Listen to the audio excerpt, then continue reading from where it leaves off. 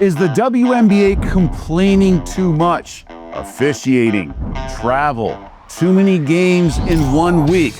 Right or wrong, is this a bad look for the league? Should they just shut up and dribble, as it was once famously said about LeBron? I'm Doug Kezirian. This is Hard Pass, also available in podcast. Legitimate gripes or not, will the WNBA's continued complaining turn off fans and ruin all the positive momentum? I say this as someone who genuinely likes the W and has followed it over a decade, but I do worry about the optics to the casual sports fans out there. All along, I have said the WNBA should adopt an advertising campaign telling viewers they are not the NBA. So shouldn't they market themselves as doing all things differently? Right now, there are so many sports fans that are turned off by the NBA, whether it's the astronomical salaries, load management, or just too much personality.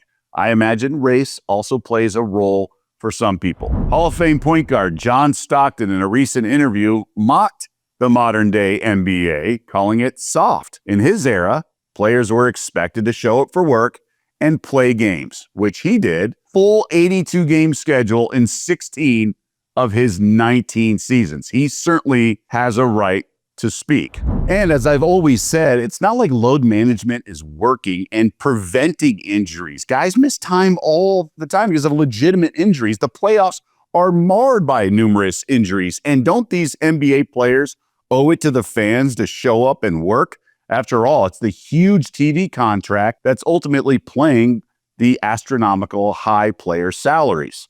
Fortunately, the WNBA has not been infected by load management yet.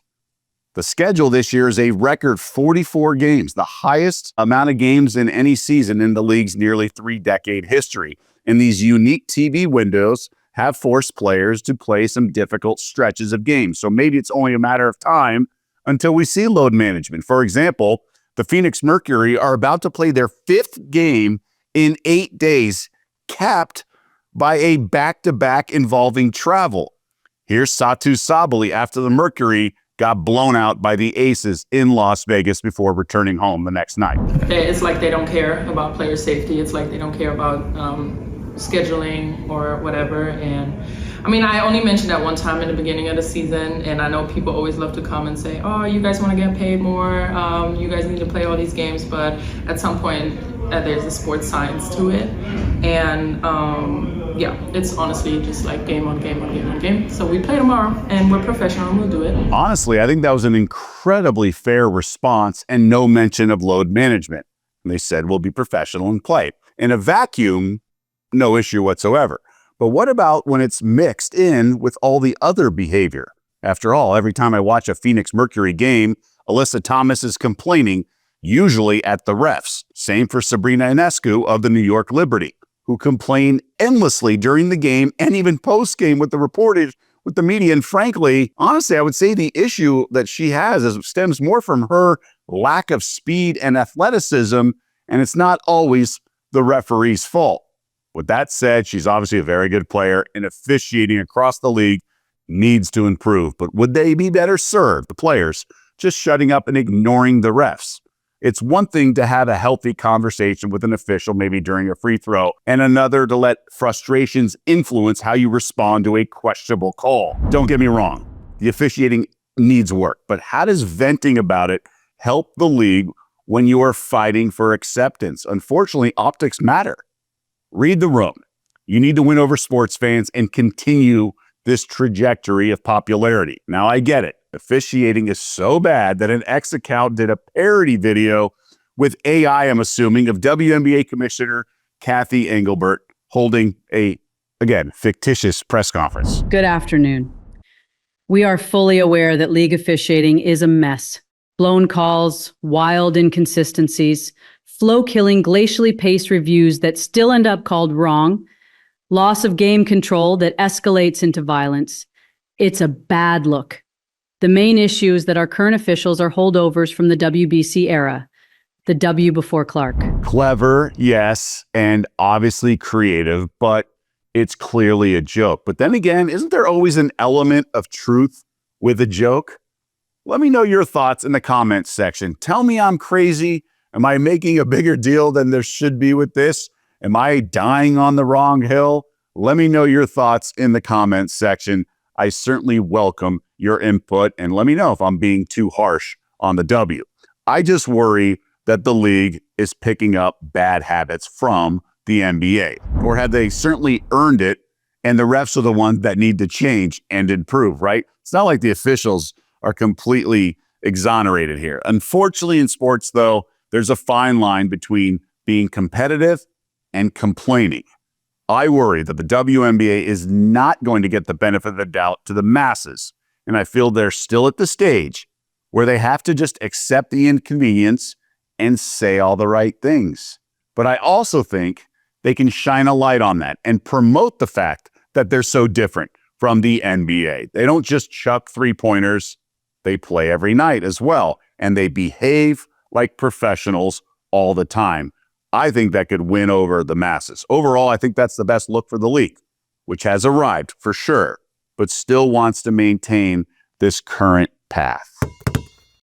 Betting 101 is exactly what it sounds like, a topic of sports betting. And I want to talk about the WNBA championship odds with about 8 games for each team left to go in the regular season. I got this question in my DMs from Matt Lawrence. Do you think the Fever, now at 27-1 or bigger, have value, considering they were 8-1 and 10-1 in the preseason? So I found this super interesting for a variety of reasons. We'll get to the principle of a situation like this in a bit, but let's talk specifics, the micro instead of the macro at first with this. Now, FanDuel has 25-1 for the Fever to win the championship. That's plus 2,500. But DraftKings has plus 1,100. Why is there such a discrepancy, especially so late in the season? Well, these are what's called one-way betting markets. You can only make this wager one way. So my guess is DraftKings has tons of liability, or a bunch of bets that came in on the Fever at the beginning of the season when there was so much optimism and excitement with Caitlin Clark and everything, that they just don't want to put high odds out there and have more liability. An odds maker's job title, some of these sports books, is risk manager, and they're managing their risk. Sportsbooks don't lose sleep over having to pay out a ticket that's plus 150 or 3-1. It's the long odds, the 11-1, the 15-1s. They don't want any more liability on the Fever in case, the stars align and they somehow win the title. Now, FanDuel's not worried. I'm guessing they don't have as much liability from the beginning of the season, and they maybe have more liability on some other teams, or they're just trying to put out what they think are fair odds, because the Fever are flirting, frankly, with missing the playoffs because of all the injuries. Now, do I think they can win it all? I do not. I guess stranger things have happened in sports, but they are just beaten down. Now, what Matt says is, look, they were 8-1 and 10-1 entering the preseason. Why not get value at 27-1 or 25-1? Well, that team entering the preseason had a healthy Caitlin Clark. That's certainly not the case. She hasn't played in over a month. They had DeWanna Bonner on the team. She's no longer there. They had Sophie Cunningham. She's out for the year with an injury. So this is a much different version. Clark's come back a few times and re-injured herself. We don't know which version she's going to be, how healthy she will be when she does, in fact, return to live game action. Indiana's going to take some time to reintegrate her because they're getting used to playing without her. Again, she hasn't played in over a month. Yes, All-Stars Kelsey Mitchell and Aaliyah Boston are there. They have firepower, but they don't play defense. They're really limited. I like some of the complementary pieces like Dantas off the bench, and Odyssey Sims has been okay, but they've lost their other 2 backup point guards for injury. So I just think this version as a shell of the one that was coming into the season with high odds. And those odds were also suppressed because of all the money and action that came in on Caitlin Clark and the Fever. So I would just say be careful looking at a team, thinking the market's accurate, and then saying later in the season, well, they were this. Shouldn't we take them at these lofty odds? Well, this version is very different than the one that was 8-1 or 10-1. So from a principle standpoint, need to be careful and recognize the differences.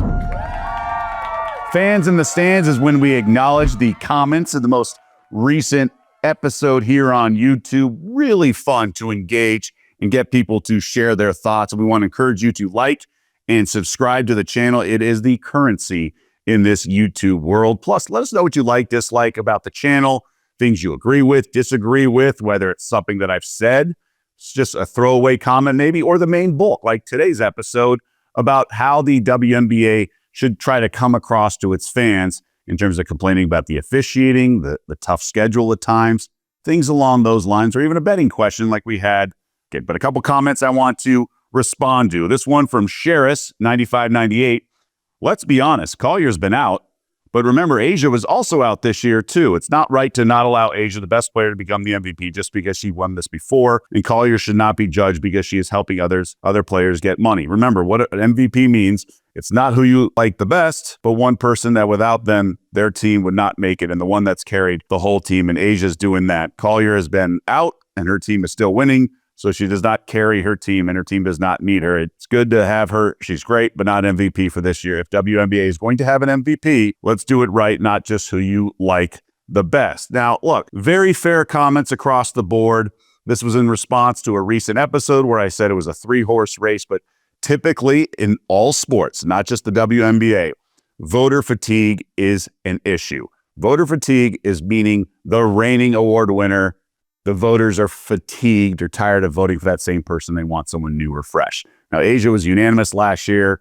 Nafisa Collier has never won this award. A'ja's won it 3 times. Team performance does matter. Now, the Aces have won 1 million in a row.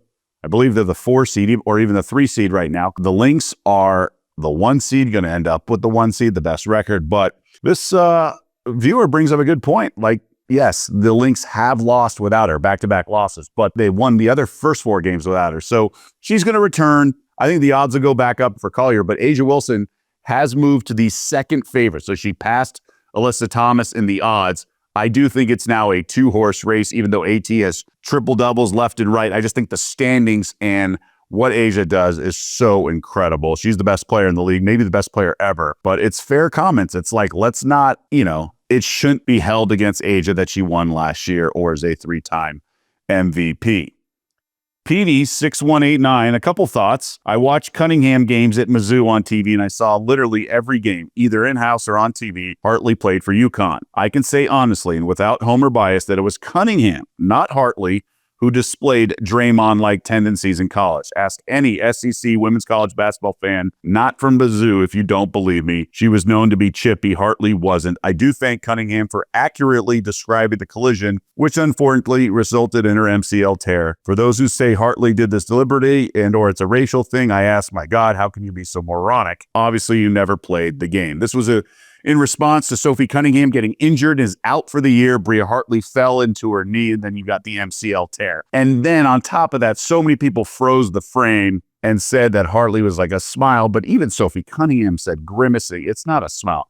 To contort your body and know exactly what you're doing and in the flow of a basketball play, I think it's ridiculous. But Hartley, I made the comparison to Draymond, does flail a lot. She's usually mixing it up with people. Now, PD has some good points. That is Cunningham's MO. She's going to muck it up. She was a green belt or some sort of belt when she was younger. She played football as a kicker. But still, she's known as a protector of Caitlin Clark. That's what led to her skyrocketing popularity in that incident with J.C. Sheldon in the Connecticut Sun earlier this season. So I can certainly believe it in terms of her track record, but Hartley has earned that reputation as well. And the flailing, like Draymond, whoever it is, you need to be held accountable for that because other players don't do it. So you can't just say it's accidental when it happens repeatedly. But I do think Cunningham deserves kudos for having a voice of reason, even though she got hurt and is out for the year. That's the type of behavior I think will reflect really well in the W instead of complaining about the refs and things like that. Just a voice of reason and being level-headed. Brad Elwanger says, I don't have anything salient to add regarding this specific situation, but as always, Doug, I appreciate hearing your even-handed analysis. Thank you. From a more holistic perspective, I wonder if the growing pains being experienced by the W are analogous to the late 70s NBA. Racial tensions in the league, racial issues projected onto the league by viewers, accurately or not, and a league wrestling with finding its identity. We all know Magic and Bird get the bulk of the credit for solving all of that, but there were multiple solutions at the time, and we know the NBA took off from there. My point being, perhaps this is a similar point in history for the W that just needs to be worked through, but the biggest obstacle is every issue nowadays is amplified and nitpicked by social media. Late 70s NBA didn't have this issue, or sorry for the long post. No, don't ever be sorry. We appreciate, and that was a very articulate and thorough response. And yeah, that's what we have to remember. We shouldn't compare the WNBA now to the NBA now. It's only year 27 or 8 for the W. That goes back to the 70s from a number standpoint, the year 27 or 8 for the NBA. And they had major issues, right? There was all sorts of things. And as Brad alludes to, there wasn't social media amplifying and magnifying everything. The W is certainly under the microscope nowadays, and they want this time of year, but there's not a ton going on in the summer. Yes, there's baseball. They have the spotlight in a lot of ways. So their playoffs will go up against the NFL and college football, but the regular season, the bulk of the regular season is during the summer, and it's a growing sport. It's a booming sport, and every little thing's going to get nitpicked. And yes, I would say there's a lot of stuff that went down, growing pains, let's call it. And it wasn't just Magic and Bird who saved the league, but maybe it's Paige Beckers and Caitlin Clark, not just Caitlin Clark, because Beckers is certainly shining in her rookie season with 44 points in her last game. That's going to do it for this edition of Hard Pass. I just want to remind everyone to please like and subscribe. It really helps us. And please let us know. Join the conversation. Let us know. Say I'm crazy. I don't mind. Tell me I'm dying on the wrong hill. We want to hear your thoughts.